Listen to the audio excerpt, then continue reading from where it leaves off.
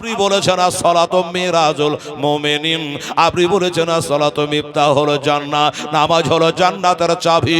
আপনি বলেছেন নবী গো আসসালাতু ইমাদুদ্দিন, নামাজ হলো দ্বীনের খুঁটি। নবী গো আপনি বলেছেন আসসালাতু মিরাজুল মুমিনিন, মুমিনের জন্য নামাজটা হলো মেরাজ স্বরূপ। ইয়া রাসূলুল্লাহ, আপনার নাতি যায় নাই, আমরা ভালো মতো ইমাম পাই নাই, ওই কারণে আমরা দিন ধর্ম সব ছেড়ে দিয়েছে। এই সাহাবারা কাল হাসরে আমার নানার কাছে মুখটা দেখাতে পারবো না, কাজে আমাকে একবার ওই কোভা দেশে যাওয়া লাগবে। সাহাবারা বলেছিল যে না, আপনি যতই উদাহরণ দেন আর যাই বলেন আপনাকে ছাড়ব না, আমরা হোসেনকে হারাতে পারবো না। কারণ নবী বলেছেন হোসেনকে ভালোবাসা মানে আমাকে ভালোবাসে, আমার হোসেনকে দেখা মানে আমাকে দেখা, কাজে আমি আপনাকে হারাতে পারবো না। এই সময়তে বাবা এই চাচার বেটা, চাচা তো ভাই ইমাম মুসলিম হাত তুলে দিলে যে আমি যাব, আমি যাব। থাক, আপনাকে যেতে হবে না, যাকে মারে কাটে যা করবে আমাকে করুক, আপনাকে যেতে হবে না। হাজার হলে আপনি মা ফাতেমার বেটা গো, শেরে খোদার লাল গো, আপনি হচ্ছেন 12 ইমামের এক ইমাম গো, আপনি হলেন ইমামুজ্জাহা গো, আপনাকে হারাইতে আমরা পারবো না। যে নবী আপনাকে 1 তারিখ না দেখে থাকতে পারত না, আমি যাব, যা কপালে যা আছে হবে। এতই বলা যাবে না, 3-4 ঘন্টা জীবনী বাবা, একটা ছন্দ বলবো, একটা খণ্ড বলবো, যার জন্যে গোড়া থাকে না বলে বুঝতে পারবেন না। তখন আমার ইমাম মুসলিম রাদিয়াল্লাহু তাআলা আনহু কে বললাম হোসাইন আপন চাচার বেটা, উনি যাওয়ার জন্য রাজি হলো, গেছিল না ঠিকই। এবার আসল জায়গাটা বলি, গজালে ছন্দটা সাথে গেছিল, কিন্তু বাবা 2টার সঙ্গে তার ছেলে ছিল, একটা নাম মোহাম্মদ, একটা নাম হলো ইব্রাহিম। একটার বয়স হলো 8 বছর, একটার বয়স হলো 6 বছর। এ ছেলে দুটো বাবাকে বাধা দিল, আব্বাকে যেতে দেব না। কেন দেবি না? বলে আমরা ছোটকালে মা হারিয়ে এতিম হয়ে গেছি, আমাদের মা জগতে বেঁচে নাই, আমার মা কবরে শায়িতা হয়ে গেছে। আব্বা গো, আমরা কার কাছে থাকবো? তোমার মুখখান থেকে মায়ের জ্বালা দূর করে। আমি জানি রে বাবা, এই মাহফিলে অনেকে মা হারা আছে, বাবা হারা আছে, সন্তান হারা আছে, স্বামী হারা আছে। বাবা যাদের হারিয়েছে তারাই জানে যে কত ব্যথা। হুজুর, আব্বা আপনাকে যেতে দেব না, আমরাও যাব। অনেক কথা রেখে দিলাম, ওই ছেলে দুটাকে নিয়ে গেছিল সাথে। আপনারা বলবেন কি, এখনো বর্তমানে অনেক মুসলমান, নামধারী মুসলমান, বাবারে লম্বা দাড়ি দেখিয়ে যদি মুসলমান হইতো, তো রবীন্দ্রনাথ ঠাকুর বড় মুসলমান হইতো। কি বলেন? আমার থেকেও বড় দাড়ি। হ্যাঁ, বলবে কপালের ঘটা দেখে যদি জান্নাত হতো, তো ওই হনুমান আর বান্দর গালাও জান্নাত পেত। পাছাতে বাড়কা বাড়কা ঘটা, ঘটা দেখিয়ে আর দাড়ি দেখিয়ে হয়। ইমান যদি ঠিক না থাকে, বলবে হেলালে তাহলে ইমানটা কি? তুমিনু বিল্লাহি ওয়া রাসূলিহি। আমি কেন বলবো? কোরআন বলছে ইমান হলো আল্লাহ এবং রাসূল। বাবারে, নামাজ পড়া, রোজা করা, হজ করা, যাকাত দেওয়া, এটা হলো আমল। আর নবী মুস্তাফা হইল বাবা ইমান। দাও না দয়াল মোরে, দাও না দুটা ডানা, একবার ও রে যাব ওই মক্কা মদের। একটু জোরে বলো সুবহানাল্লাহ, সুবহানাল্লাহ, মক্কা মদিনা। দাও না দয়াল মোরে, দাও না দয়াল মোরে, দাও না দুটো ডানা, আমি ও রে যাব সোনার মদিনা, সোনার মদিনা। বাবা গো, হায় হায় হায়, এই দেশে যদি কোনো হাজি থাকে তো বলবে হেলাল ঠিকই কথা বলছে। হাই রে হাই, আমি 23 সালে দেখে আসলাম, হাই মদিনা, হাই মদিনা। যে মদিনা গেলে আর বাড়ি ঘরে চিন্তা ফিকির থাকবে না। নবীর সবুজ গুম্বাদে খাদরার দিকে তাকাতে তাকাতে আপনার দিন ফুরিয়ে যাবে, আপনি মালুম করতে পারবেন না। এত মজার জায়গা। আহা, রহমা নামে কিরে তোর দয়া নাই, তোর নামে করতে দোয়া আমি পড়ে হলাম ছাই। খোদা ওই নবের প্রেমে আমায় পাগল করে দেও না, আমি ও রেহিয়া যাব মাক্কা মদিনা, ওই সোনার মদিনা। এই ছেলে দুটো বললো আমরা বাচ্চাকালে মা হারিয়েছি, আমরাও যাব। ঠিক আছে চলো। ওয়াল কাদরে খাইরিহি ওয়া শাররিহি মিনাল্লাহি তাআলা ওয়াল বাসে বাদাল মউত। ভালো মন্দ যা কিছু হয় আমার আল্লাহ থেকে হয়। কি বলেন? সুখ দুঃখ কে দেয়? আল্লাহ। ধনী করে কে? আল্লাহ। গরিব করে কে? আল্লাহ। বাবারে আল্লাহর বিনা হুকুমে হেলাল তো দূরের কথা, একটা গাছের পাতা হিলবে না। এই বাবারা, আমার মা বোনেরা, এবার ওই বাচ্চা দুটাকে বাবা নিয়ে গেছিল।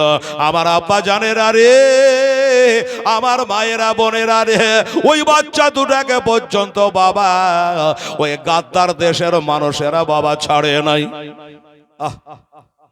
আচ্ছা কাম শুরু করলে বাবা, কিন্তু এখন মানা করলে আমার ভাইয়েরা রাগ করবে, মনে মনে মুখে হয়তো বলবে না।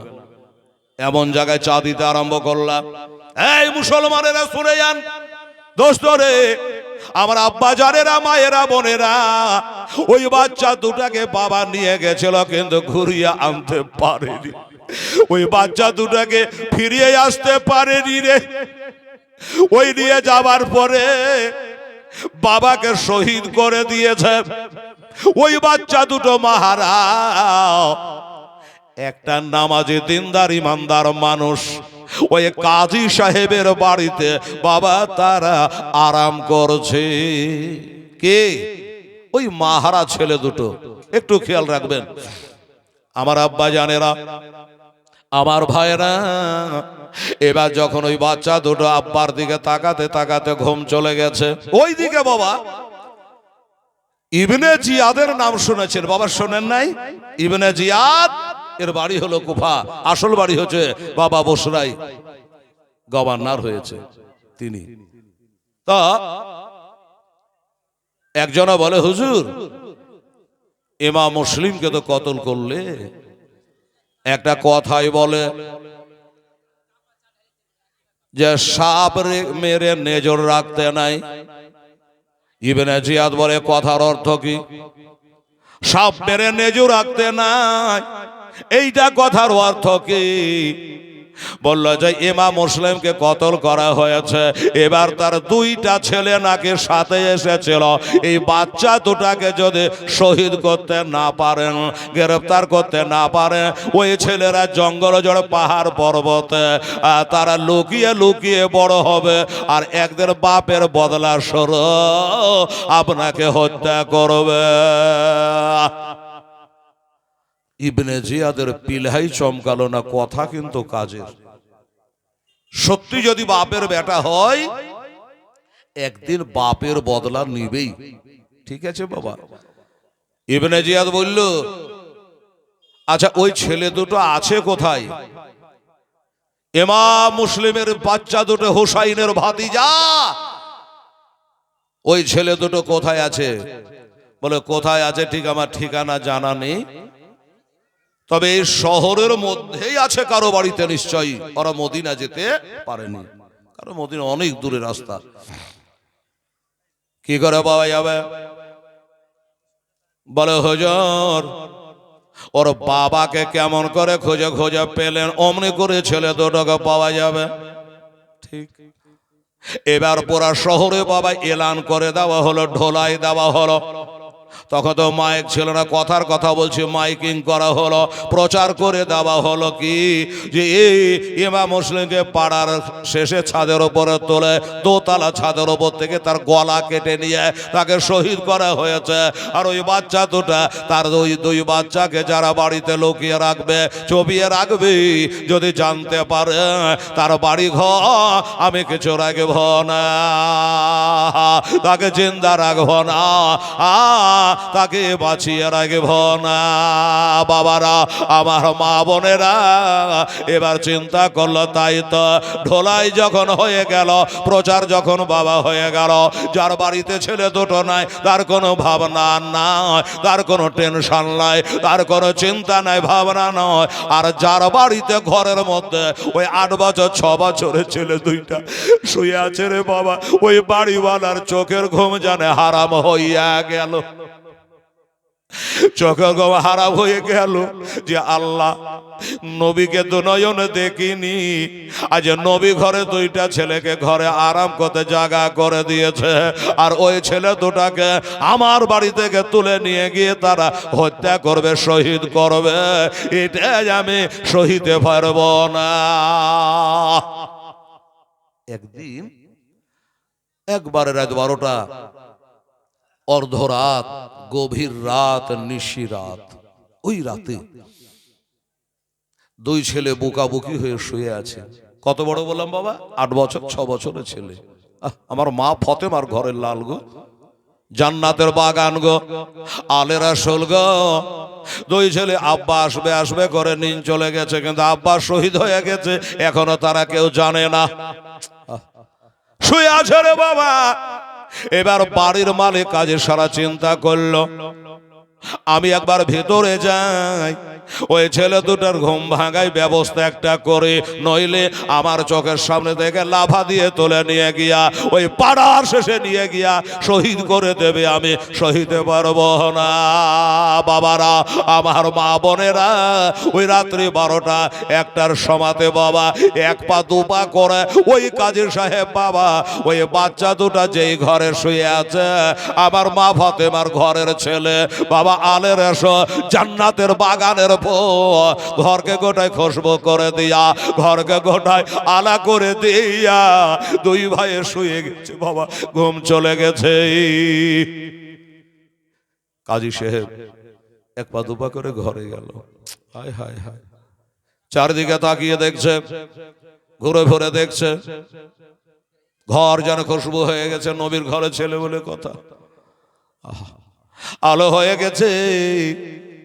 কাজী সাহেব বসে বসে ঢুকরে ঢুকরে কাঁদছে যে খোদা গো, এই বাচ্চা দুটা কত মিঠা ঘুম পাড়ছে গো আল্লাহ, গভীর রাতে ঘুমিয়ে এসেছে, মা মরা এতিম ছেলেরা ঘুমিয়ে গেছে, আর আমি এত রাতে কেমন করে তাদের ঘুম ভাঙায়, আর যদি না ভাঙায় সেটাও একটা বিপদ হবে, আমার চোখের সামনে থেকে তুলে নিয়ে চলে যাবে, আমি বাধা দিতে পারবো না। এই চিন্তা ভাবনা করে বাবা ছেলে দুটোর গায়ে হাত রেখেছে। যেই বাবা গায়ে হাত রাখা, ছেলে দুটো চমকে উঠেছে। কেন? আজ কদিন থেকে বাপের সঙ্গে দেখা নাই, বাচ্চা কালে মাহারা মনে করেছে আমার আব্বা বুঝি আমাদের খবর নেওয়ার জন্য এসেছে। এবার তাকিয়ে দেখছে বাবা নয়, চাচা হোসাইন না, আমার একটা মার পেটের বোন আছে সেও না। তাকিয়ে দেখছে বাবা যেই বাড়িতে থাকছিলাম ওই বাড়ির মালে কাজে সারা পাশে বসে কাঁদতেছে, একবার ডেকে না হোক তোমার দেশ। এই বাবা একটু তাড়াতাড়ি চা দেন তো, তাড়াতাড়ি চা দেন, ফাটাফাট দেন, 2-3 জনাতে দেন। কারণ এই এটা কথার উপরে কথা হলে যেমন হয়, মুডটা একটু নষ্ট হয়। গজলটা বলি, তাড়াতাড়ি চা দিয়ে দেন। একবার ডেকে না হোক তোমার নবী, একবার ডেকে না হোক তোমার ওরে তোমার দ্বারে যেতে আমার মনে চায় বারে বারে, একবার ডেকে না নাও গো তোমার দ্বার। ওরে তুমি কত দয়ার নবী কাঁদিতেছেন ও মাতে ভাবে না বেগো। তুমি কত দয়ার নবী কাঁদিতেছেন ও মাতে ভাবি না বিগো। আরে উম্মতিতে তোরার জন্য কাঁদবেন মহাসারে। একবার ডেকে নাও গো তোমার দ্বারে নবী, একবার ডেকে নাও গো তোমার দেশ। ওরে মহাসারে ওই কঠিন দিনে কেউ তরাবে না তুমি বিনে নবী গো। একটু জোরে বলো তো সুবহানাল্লাহ। আরে মহাসারে এই কঠিন দিনে কেউ তরাবে না তুমি বিনে নবী গো। আরে গুনাহগার সব দলে দলে আসবে তোমার কাছে। একবার ডেকে নাও গো তোমার দ্বারে নবী, একবার ডেকে নাও গো তোমার দ্বারে। শেষ লাইন। ওরে মনে বড় আশায় আছি যাব আমি তোমার কাছে নবী গো। মনে বড় আশায় আছি যাব আমি তোমার কাছে নবী গো। আরে দুঃখ ব্যথা ভুলে গিয়ে থাকিব জীবন ভরে। একবার ডেকে নাও গো তোমার নবী, একবার ডেকে নাও গো তোমার দ্বার। আল্লাহুম্মা সাল্লি আলা সাইয়্যিদিনা মাওলানা মুহাম্মদ ওয়ালা আলে সাইয়্যিদিনা মাওলানা। এই বাবারা, আমার আব্বা জানেন, আমার মায়ের আরে এবার কাজী সাহেব পাঁজরে বসে বসে কান্দি। আল্লাহ, এই ঘুমান্ত ছেলেদের ঘুম আমি কেমন করে ভাঙা। কিন্তু যদি না ভাঙায় ইবনে জিয়াদের লোক এসে লাফা দিয়ে হাত ধরে টানতে টানতে নিয়ে গিয়ে গলা গালা কেটে দেবে। আমি রক্ত দেখতে পারবো না, সহিতে পারবো না। বলে বাবা বিসমিল্লাহ বলে গায়ে হাত দিয়েছে, আর যেমন হাত দেওয়া অমনি ছেলে দুটোর ঘুম ভেঙে গেল। এবার তাকিয়ে দেখছে বাড়ির মালে কাজে সারা ওইখানে বসে বলে, চাচা গো চাচা, ও চাচা এত রাতে তো কোনোদিন আমাদের ঘরে আসেন না। আজ থেকে কয়েকদিন থেকে আপনার ঘরে আছে, বাড়িতে আছে, আপনার চোখে কোনোদিন পানি আমরা দেখিনি। চাচা গো কি জন্য কাঁদে, আর এত রাতে বা কেন আমাদের ঘরে? আর একটা কথা খালি আপনাকে জিজ্ঞাসা করি চাচা, ওই কথাটা হলো এটা, আজ কদিন থেকে আমরা আব্বার মুখ কান দেখে নাই। আমাদের আব্বা কবে আসবে? আমাদের আব্বা কবে আসবে চাচা গো?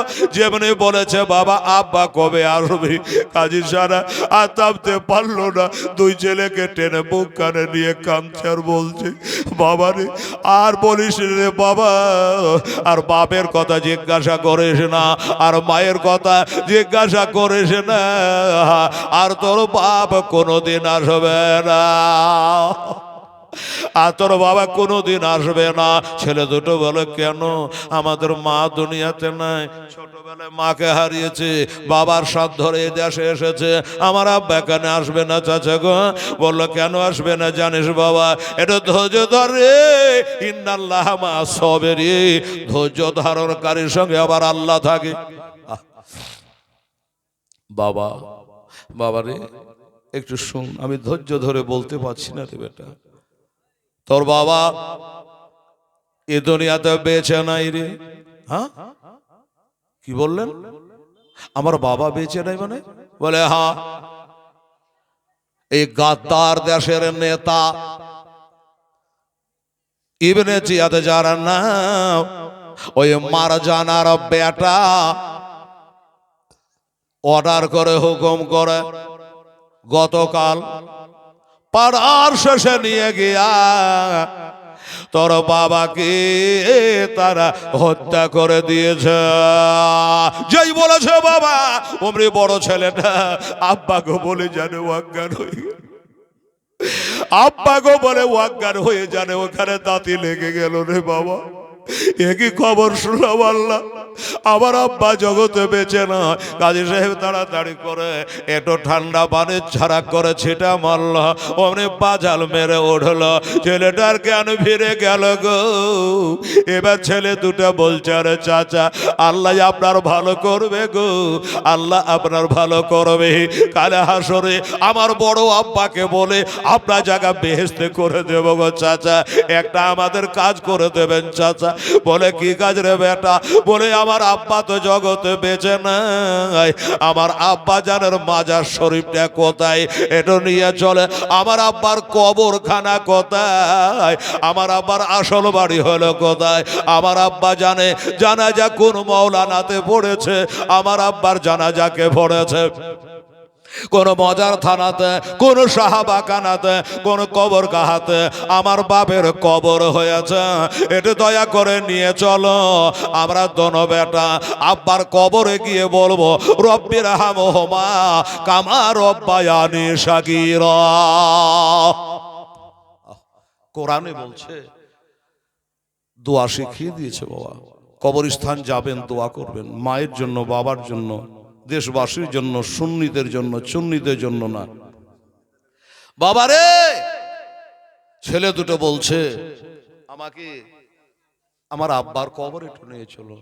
যে বলেছে বাবা, কাজী সে তুই ছেলেকে কলিজা লাগিয়ে বলছে, বাবা আমার আপত্তি ছিল না, আমার কোনো অসুবিধা ছিল না, তোরা একে ঘোড়ায় চড়িয়ে সাথে করে কবরখানে নিয়ে গিয়ে তোর বাপের কবরটা একটু জিয়ারত করাতাম রে।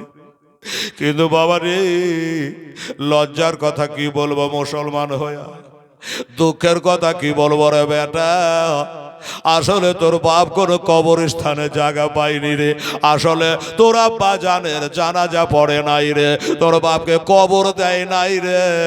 দুনিয়াতে এত মজার থানা থাকতে, দুনিয়াতে এত কবর থাকতে তোর আব্বার ভাগ্যে জোটেনি রে বাবা।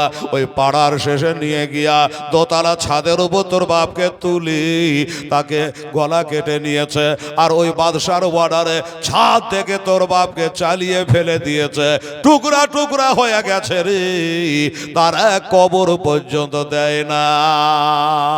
বলুন মুসলমানেরা, এই এজিদের দল কখনো ভালো হতে পারে? কিছু দাড়িওয়ালা টুপিওয়ালা বলছে না, ইয়েজিদ খুব ভালো লোক ছিল। কেমন ছিল আপনি বুঝেলেন? সুবহানাল্লাহ। দুনিয়াতে এত কবরস্থান, এত মজা, তারা সাহাবাখানা, একটু জায়গায় জুটলো না, কবর পর্যন্ত দেয়নি। ছেলে দুটো বলছে, হায় রে কপাল, ছোটবেলায় মাকে হারিয়েছি, এই দেশে এসে বাপটাকেও হারিয়ে দিলাম। তাহলে আমার আব্বার কবর নাই বললো না। চাচা, তাহলে এখন উপায়? চোখের পানি গেলাকে মুছে বলছে, বাবুরে দুঃখ করো না, কাল হাসরের নবীর সামনে বলো না আমি তোমাদের তাড়িয়ে দিয়েছি, বিছান দিতে পারিনি, খেতে দিতে পারিনি, কথা বলিস না রে বেটা।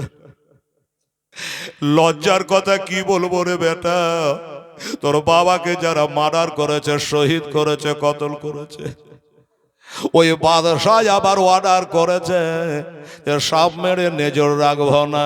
তার মানে তোর বাবাকে হত্যা যারা করেছে তারা এবার তোরাকেও হত্যা করবে রে বাবা। তোরা নিন চলে গেছে শুনিসনি, তোরা ঘুমিয়ে গেছিলি শুনিসনি, আমরা শুনেছি আমাদের সদর রাস্তা দিয়ে তারা প্রচার করতে করতে গেছে, ওই বাচ্চা দুটাকে যারা বাড়িতে রাখবে তাদের বাড়ি ঘর কিছু রাখবে না, তার ডিহিতে ঘুঘু চড়িয়ে দেবে, তাকে মার্ডার করে দেবে, বাড়ি ঘরে আগুন ধরায় দেবে, তোরাকে বাপের মতো কতল করবে। এই জন্য এত রাতে তোদের ঘুম ভাঙিয়ে দিয়েছে রে বাবা। বলে চাচা তাহলে এবার উপায় কি করে? মদিনা শরীফ এ পাড়া ওই পাড়া রাস্তা নয়, এ দৌড় বেড়ে আমরা চলে যাব, বহু দূরের রাস্তা, 400 মাইল দূর। এত দূরে আমরা ছোট ছোট ছেলে কি করে এত রাতে যাবো? আন্ধার রাত কিছু দেখতে পাওয়া যায় না। কাজী সাহেব বলছে বাচ্চা একটা কথা শোন, শান্ত হ। আমি জানি তোদের মনের অবস্থা ভালো নাই, মা হারা ছেলে, তোরা বাবা হারিয়ে ফেলেছিস। শোন বাবা, আমার যতটুকু জানা, আমাদের ওই বাবুল ইরাকাইন থেকে একটা দল যাবে কালকে মদিনা, হ্যাঁ মদিনা শরীফ যাবে। তো তোরা ওই বাবুল ইরাকাইনে যা, আর ওই লোক গালার সাথ ধরে মিলে জুলে, কে কার বেটা গায়ে তো লেখা নেই, তোরা মিলে জুলে বাবা মদিনা চলে যা। তাহলে কমসে কম তোরা ছেলে দুটা তো বাঁচবি, আমার নবীর বংশ দুটা ছেলে তো থাকবে, তোরা চলে যা। ছেলে দুটো বলে চাচা গো, বাবুল ইরাকাইন তো বাপের কালে নামই শোনেনি, কোন জায়গা খান? বলারই কথা, ছোট ছেলে কি করে চিনবে? বাবা আমার ভাইয়েরা আম্মা জানেরা বলে বাবা শোন, ওই জায়গা পর্যন্ত পৌঁছে দেওয়া আমার ডিউটি রে, তারপরে যা হবে হবে। আচ্ছা ঠিক আছে তাহলে তাই করে। ওই কাজী সাহেবের একটা বেটা ছিল, নাম হলো তারা আসাদ। কি নাম বললাম? আসাদ। ওই গভীর রাতে ডাক দিয়েছে আসাদ রে, এই বেটাই আসাদ, বিবি বাল বাচ্চার পেট খুব ভরাইলি, রোজগার খুব করলি, টাকা খুব কামালি, বাড়ি গাড়ি সবই করলি, একটা আমার নবীর সুন্নাত পালন কর রে বেটা, একটু তাড়াতাড়ি করে উঠা যায়। আসাদ বললাম আমার বাপের কি মাথার তার কেটে গেল নাকি? এত রাতে উঠাই উঠাই করছে আর সুন্নাত পালন করছে। কিসের সুন্নাত কিছুই তো বুঝছি না। বাপ বলে কথা, আমাদের বেটারা হলে লেফটেনে মুখ ঢেকে লিত, বুড়া হলে মানুষ বকে বেশি, তুই বক বক বক কর, দরকার নেই, যা হবে ভরে। ছেলে তাড়াতাড়ি করে উঠে আসলো, দেখি কিসে সুন্নাতের কথা বলছে। উঠে আসলো, আব্বু গো আব্বু গো কি হয়েছে একবার বলেন। আমার নবী বলেছে হুমা জান্নাত হুমা নারকা, বাপ মার পায়ে তলে জান্নাত, বাপ মার পায়ে তলে হলো জাহান্নাম। বাবারে আমার নবী বলছেন না জান্নাত তাহা থাকতে মেহাতে, তোমাদের জান্নাত হলো তোমার বাপ মার পায়ের তলে। ও বাবা রে, ছেলেটা জ্ঞানী ছেলে উঠে চলে আসলো। আব্বা কি হয়েছে আব্বা, এত রাতে সুন্নাত করছেন? বুঝতে পারছি না। বলে বেটা শোন তাহলে, আমার নবী পাক সাহেব লাউলাক বলেছেন বাড়িতে যখন কোনো কুটুম আসবে, মেহমান আসবে, এবার যখন বিদায় হয়ে বাড়ি যাবে, একটু রাস্তা আগিয়ে দেওয়া আমার দিনের নবীর সুন্নাতের। দেখেন এই সুন্নাতটা কিন্তু আমরা অন্য গলা না করলে এটা মানি করি। বন্ধু বান্ধব বাড়ি এসেছে বেড়াতে, নাস্তা পানি হলো, না ভাই থাকবো না, চলেন একটু রাস্তা এগিয়ে দিই। এই যে আমার মা বোনেরা হেলালকে পর্দায় দেখছে, মা বোনেরা আরো ভালো, বিটি বাড়ি মা এসছে বেড়াতে, দুদিন বেড়াইলো, খাওয়া দাওয়া যা হলো তা হইলো। এবার মা বাড়ি যাবে, বিটি বলে চল মা তোকে একটু টোটোতে তুলে দিয়ে আসি, যে কি যাই না বলেন তো। এবারে গাইয়া ভাষাতে বলো, বিটি ছেলে গেল বলে যে না বুঝাইছে ভালো হেলাল। আরে বাবা আমার মা বোনেরা, ও মা, এই যে মাকে একটু টোটো পর্যন্ত আগিয়ে দিয়ে আসলা, স্টেশন পর্যন্ত ট্রেন ধরিয়ে দিয়ে আসলা, বাস স্ট্যান্ডে বাস ধরিয়ে দিয়ে আসলা, এটা হলো আমার দিনের নবীর সুন্নাত গো, এটা হলো নবী পাকের সুন্নাত বাবারা। তাই কাজী সাহেব বলে বেটা এই ছেলে দুটোকে নিয়ে যা, বাবুল ইরাকাইন থেকে একটা দল যাবে মদিনা, ওই দলটার সাথ ধরিয়ে দিয়ে চলে আয় রে, এই ছেলে দুটো মিলে চলে মদিনায় চলে যাবে রে। এই সুন্নাতটার কথা বলছিলাম। ও ঠিক আছে আব্বা, বুঝে দিয়েছি। আমাদের ছেলেরা হলে এত রাতে কেউ ট্রেন ধরাতে যাবে না, বাস ধরাতে যাবে না, জানেন। এই যে আমরা জালসা করে বেড়াই তো, কখনো মুর্শিদাবাদে, কখন দিনাজপুরে, কখন শিয়ালদহ, কখন শিলিগুড়িতে, ঠিক নাই। তো যখন জালসা করতে আমরা যাই, তখন 26 বার ফোন করবে, হুজুর কত দূর এলেন? মানে না গেলে জলসা হবে না, মার খাবে। কত দূর এলে? এই চলে এসছি তেতুলিয়া পার।